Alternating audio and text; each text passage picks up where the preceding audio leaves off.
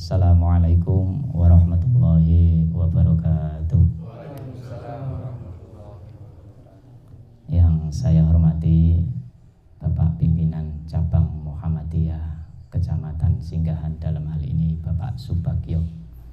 Yang saya hormati Bapak Pimpinan Cabang Pemuda Muhammadiyah Cabang Kecamatan Singgahan, dalam hal ini Bapak Gito. Dan yang saya hormati Bapak Pimpinan Daerah Pemuda Muhammadiyah Kabupaten Tuban, Bapak Kusnul, wabil khusus Sohibul Bait dan rekan-rekan seperjuangan semuanya.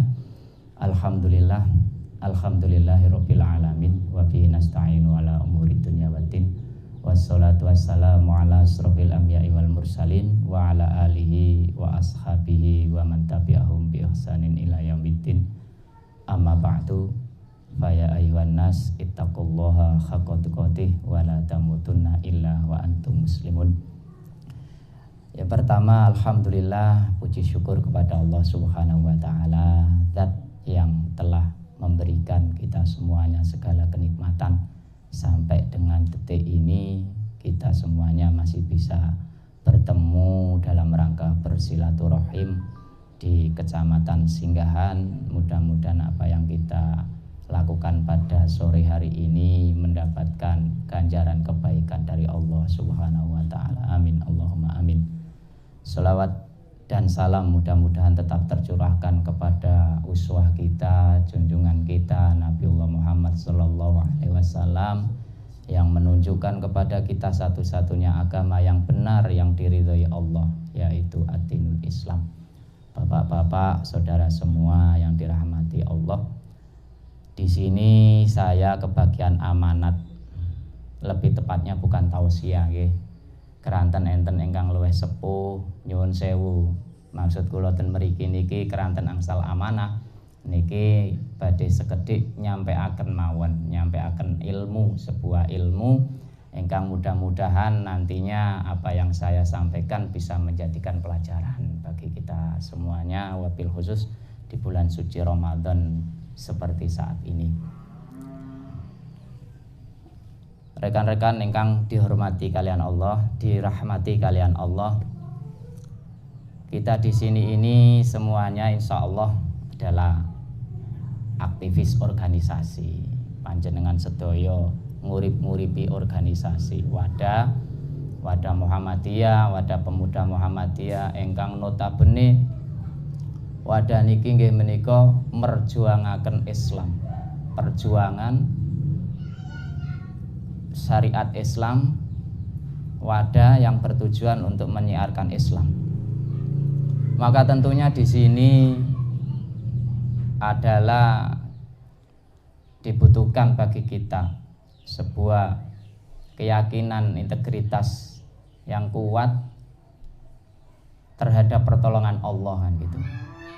Sebab seperti yang kita ketahui bahwasanya di Muhammadiyah sendiri itu dalam merupakan organisasi yang minoritas, dimanapun tempatnya itu selalu minoritas, memang sedikit, tetapi realitanya di Muhammadiyah ini sudah banyak menelurkan amal-amal usaha, amal-amal kebaikan yang tentunya bisa dirasakan oleh semua kalangan masyarakat, bahkan lebih luas lagi skalanya negara mungkin. Itu Muhammadiyah. Tentunya ini tidak lepas dari sebuah integritas keyakinan kita terhadap, yang pertama terhadap Allah, yang kedua amal soleh kita yang senantiasa insya Allah kita iringi dengan rasa keikhlasan. Wa ma umiru illa liya'budullaha mukhlishina lahuddin. Ikhlas hanya mengharapkan ridho dari Allah. Termasuk pada hari ini kita melakukan safari Ramadan dari Tuban ke sini. Itu kalau tidak dilandasi dengan niat yang ikhlas lillahi ta'ala ya, mungkin Allah tidak mengijabah. Oleh sebab itu dalam sebuah ayat, di dalam menyikapi perjuangan yang semacam ini, kita posisi minoritas. Kemudian juga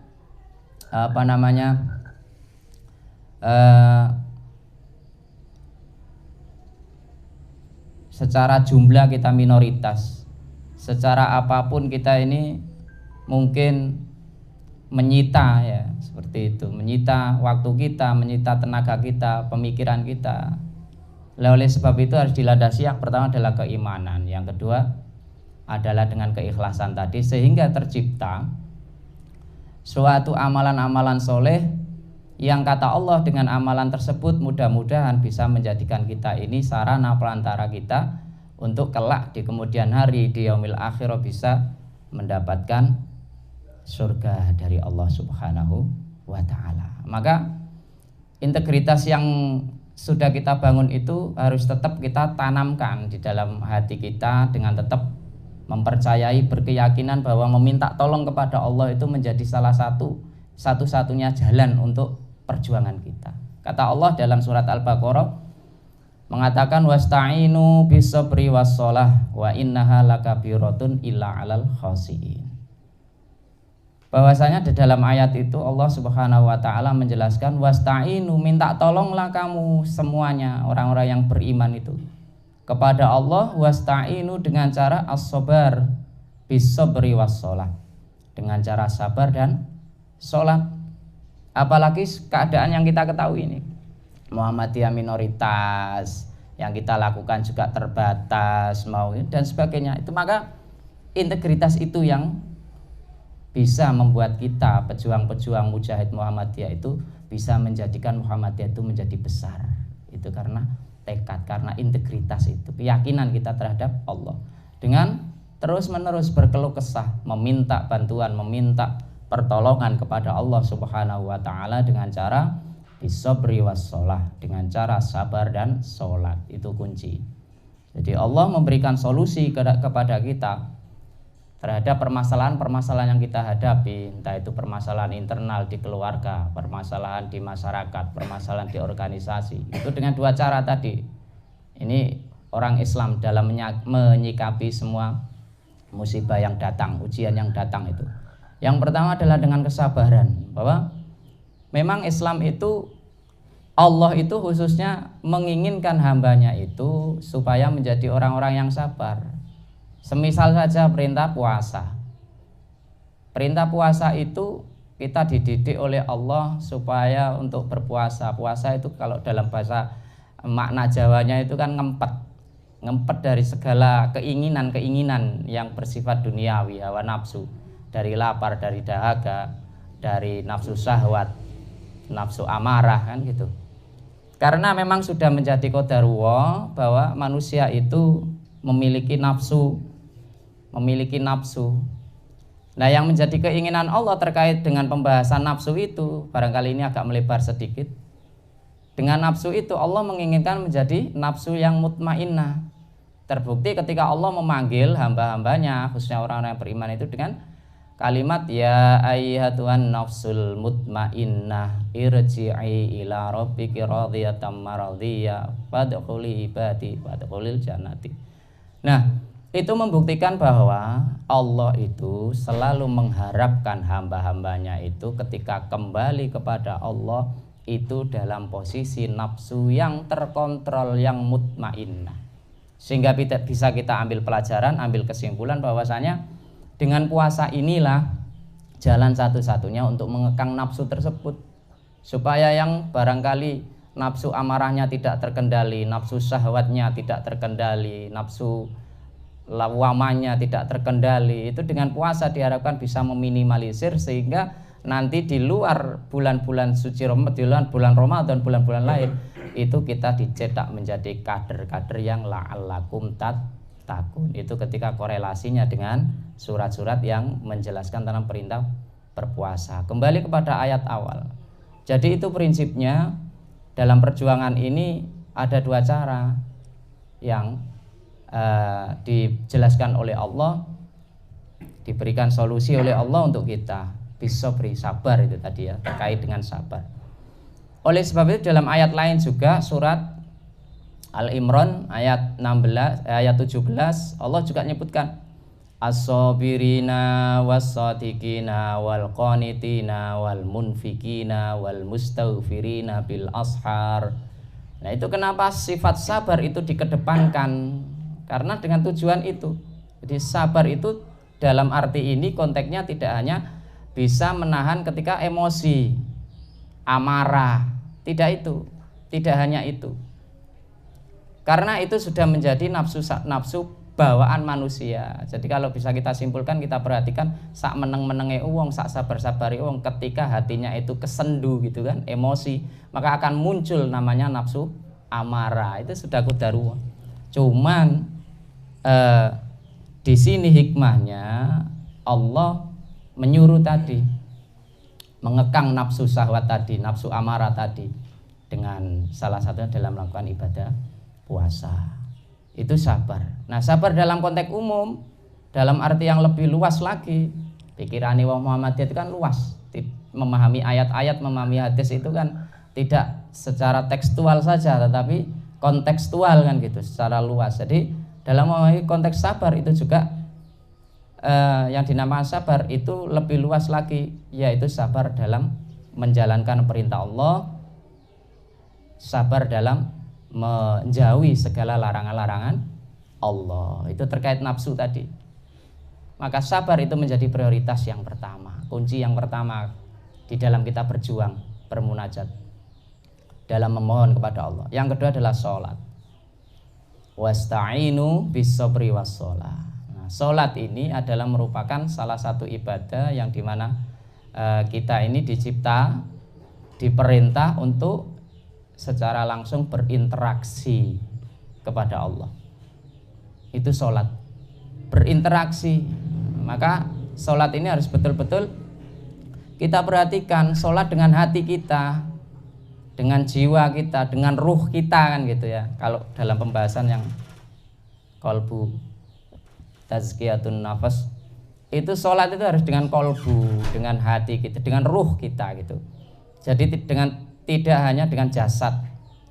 Karena nantinya kalau sholat itu seperti yang kita ketahui kan, sholat itu adalah interaksi kita dengan Tuhan.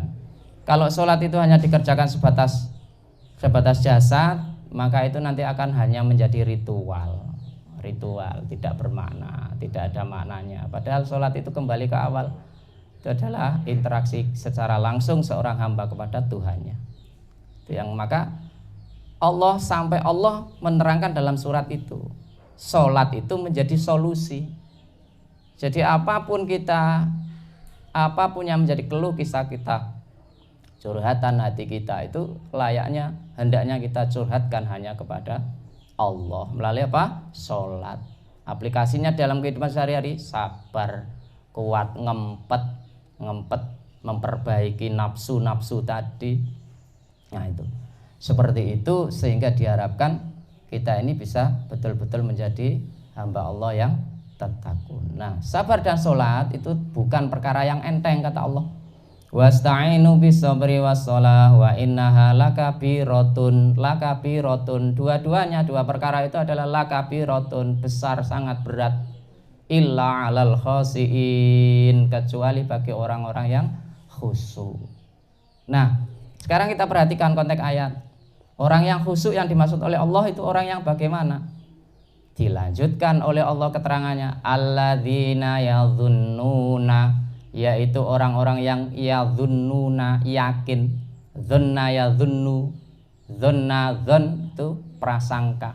Orang yang memiliki prasangka, orang yang memiliki rasa. Dan maksudnya alladzina yadhunnuna annahum mulaku, bahwasanya orang yang melakukan sabar dan sholat tadi itu bakal mulaku artinya adalah berjumpa. Jadi dia ini merasa, meyakini, ya dhunnuna, yakin dia akan berjumpa mulaku rabbihim, dengan Tuhan mereka, dengan Tuhan kita. Itu yang dimaksud oleh Allah orang-orang yang khusyuk, sehingga menjadikan sholat tadi itu sebagai sarana interaksi, sebagai sarana pendekatan, sarana bermunajat kepada Allah, meminta kepada Allah dengan tanpa berputus asa dari rahmat Allah. Wala tai'asu mir rauhillah, seperti itu. Itu sholat, sabar dan sholat. Maka banyak di antara manusia itu yang melalaikan sholat, karena memang mereka tidak meyakini bahwa kehidupan itu tidak hanya di dunia. Mereka taunya itu hanya kehidupan dunia, padahal kehidupan yang lebih hakiki itu setelah kehidupan dunia ini. Nah, bagi orang yang beriman lain dalam memaknainya. Mereka meyakini bahwa mulaqu rabbihim alladzina yadhunnuna annahum mulaqu rabbihim wa annahum ilaihi raji'un. Serta orang-orang yang beriman itu meyakini bahwa hanya kepada Allah mereka akan dikembalikan. Jadi yakin ada kehidupan setelah kematian yang lebih hakiki. Maka ketika kita simpulkan dari keseluruhan isi ayat tadi, sudah jelas perintah Allah itu, baik dalam surat tadi yang kita bahas atau di korelasinya di ayat-ayat yang lain, itu juga sudah jelas semuanya bahwa diharapkan manusia itu bisa mengontrol nafsunya dengan cara bersikap sabar tadi. Oh sampun nggih. Oh nggih sampun niku mawon sing saged kula sampekno keranten wedalipun sampun buka. Mudah-mudahan apa ingkang kita kaji pada kesempatan sore ini bermanfaat bagi kita semuanya. Amin. Subhanakallahumma wa bihamdika asyhadu an la ilaha illa anta astaghfiruka wa atubu ilaik. Dari saya apabila ada kurang dan lebihnya saya mohon maaf. Billahi taufiq wal hidayah. Assalamualaikum warahmatullahi wabarakatuh.